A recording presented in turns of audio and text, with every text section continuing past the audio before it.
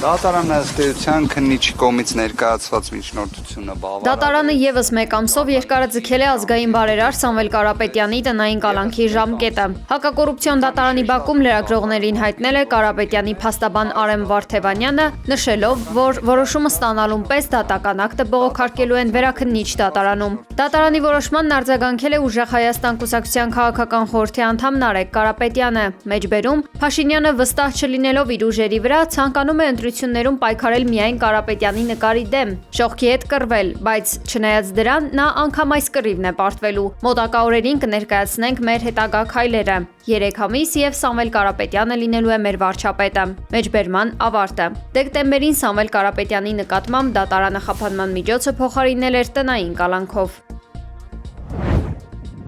Ոչ մեկ այս ընտրությունից չի խուսափելու։ Ղարաբաղի շարժումը շարունակում ենք, թե չենք շարունակում։ Եթե շարունակում ենք, դա պատերազմ է։ Հայաստանի վարչապետը կրկին վախեցրել է հնարավոր պատերազմով, եթե իր քաղաքական ուժը չընտրվի հունիսին սպասվող խորհրդարանական ընտրություններին։ Խաղաղության կուսակցություն եւ պատերազմի կուսակցություն։ Խաղաղության կուսակցություն Նիկոլ Փաշինյանը անվանել է իր գլխավորած քաղաքական ուժը։ Իր հիմնական ընդդիմախոսներին ամենայն հայոց կաթողիկոսի գլխավորությամբ վարչապետը տեղավորել է պատերազմի կուսակցության մեջ։ Խաղաղության կուսակցություն, որը ասում է, որ մենք չպետք է շարունակենք Ղարաբաղի շարժումը, եւ պատերազմի կուսակցություն, որը ըստ էության ուղղակի կամ անուղղակի ասում է, որ մենք պետք է շարունակենք Ղարաբաղի շարժումը, եւ ես հստակ ասում եմ, որ Կտրիչ Ներսիսյանը հստակ ստանձնել է պատերազմի կուսակցության առաջնորդությունը, այդ մնացածը Լևոն Տեր-Պետրոսյան, Ռոբերտ Քոչարյան, Սերժ Սարգսյան, մյուսներ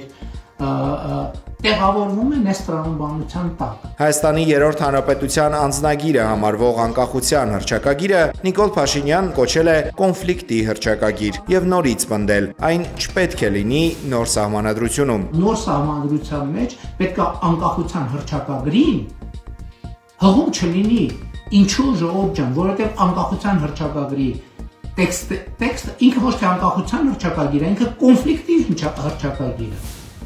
Ինքը մի կոնֆլիկտի հակամարտության հռչակագիր է։ Ադրբեջանից, Թուրքիայից Նիկոլ Փաշինյանին պարբերաբար հորդորում են փոխել Հայաստանի սահմանադրությունը, որտեղ կան հիշատակումներ Արցախի, Արևմտյան Հայաստանի մասին։ Վարչապետ Փաշինյանը բազմաթիվ անգամ հավատացրել է, թե սահմանադրությունը ինքը որոշել է փոխել ոչ Ալիևի ու Էրդողանի պահանջով։ Եկեք իմ հետևից։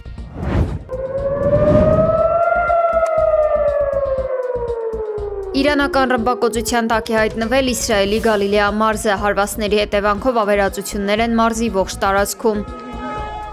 Խաթամ Ալ-Անբիա կենտրոնական հրամանատարությունը հայտարարել է, որ Իրանի նավթային, տնտեսական եւ էներգետիկ ենթակառուցվածքներին հարվածելու դեպքում կոչնչացվեն ԱՄՆ բոլոր օբյեկտները։ Հրամանատարության մամուլի խոսնակ Էբրահիմ Զոլֆաղարին շեշտել է, որ խոսքը վերաբերում է նաեւ տարբեր երկրներում տեղակայված ամերիկյան բազաներին։ Իրանի Իսլամական Հանրապետությունը անպատասխան չի թողնում ոչ մի հարված, մեր թիրախում են բոլոր օբյեկտները, որոնք համագործակցում են ԱՄՆ-ի հետ, ասել է խոսնակը։ Հայտարարությանը հաջորդել է Իրաքում ԱՄՆ դեսպանատանը անօթաչուի հարվածը, Բաքյունին հաջորդել է հրդեհը, ձեր կադրերում դեսպանատան այրվող շենքն է։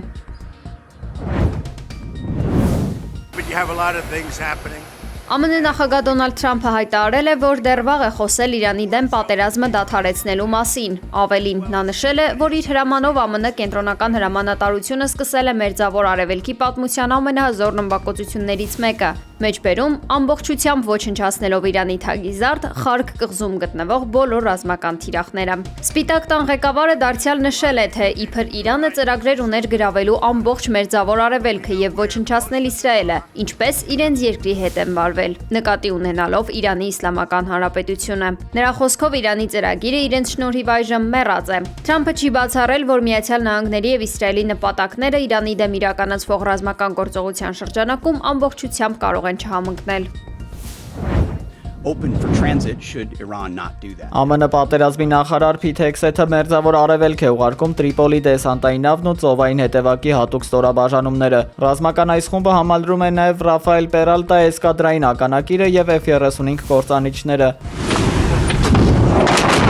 Վաշինգտոնն այս քայլին է դիմել Հորմուզի նեղուցում իրանական արձակումների եւ Միացյալ Նահանգների կրած 11 միլիարդ դոլարի վնասի պատճառով։ Ամերիկյան հրամանատարությունը մտադիր է շարքից հանել Իրանի ափամերձ սրտերային համակարգերն ու ականակիր նավերը։ Զորքերի նոր տեղաշարժն ընթանում է Իրաքում ամերիկյան ռազմական օդանավի կործանման եւ արդեն 13 զոհվածին ծառայողի ֆոնին։ Նախարար Հեքսեթը հավաստիացնում է, թե իրենք պատրաստ են աննախադեպ արագությամբ կազմալուծել Իրանի ողջ ռազմական ներուժը։ Չնայած Սպիտակ տան հավակնոտ ու հաճախ հակասական հայտարարություններին ռազմական գործողությունների շոշափելի արդյունքները դեռևս չեն երևում։ Իրանն իր հերթին պաշտոնապես հայտարարել է, որ լիովին պատրաստ է իրադարձությունների ցանկացած զարգացման ու դիմակայության։ Իսրայելական օդուժը թիրախավորել է Բեյրութի կենտրոնական եւ հյուսիս-արևելյան բնակելի թաղամասերը, ընդլայնելով ռազմական գործողությունների աշխարհագրությունը։ Վերջին 2 շաբաթվա հարձակումների հետևանքով Լիբանանում զոհերի թիվը գերազանցել է 770-ը, իսկ տեղահանվածներինը 800,000-ը։ Թել Ավիվը պաշտոնապես հայտարարել է Հեզբոլայի դեմ պայքարի մասին, սակայն ռազմական ճնշմամբ իրականում փորձում է ծնկի բերել Լիբանանի կառավարությանը։ Պաշտոնական Բեյրութը հայտնվել է փակուղում, քանի որ խմբավորման դեմ ուժի կիրառումը կարող է երկրում նոր ներքին բախումներ հրահրել։ ՄԱԿ-ի գլխավոր քարտուղարի համերաշխության այցը դժվար թե կանգնեցնի Իրանի եւ Միացյալ Նահանգների ներգրավմամբ ընթացող այս լայնամասշտաբ պատերազմը։ Միևնույն ժամանակ Հեզբոլահի հարվածները շարունակում են ճեղքել իսրայելական ՀՕՊ համակարգը, թիրախավորելով Գալիլեի շրջանը։ Իսրայելական պաշտպանական վահանի թերացումները լուրջ հարցեր են առաջացնում դրա իրական արդյունավետության վերաբերյալ։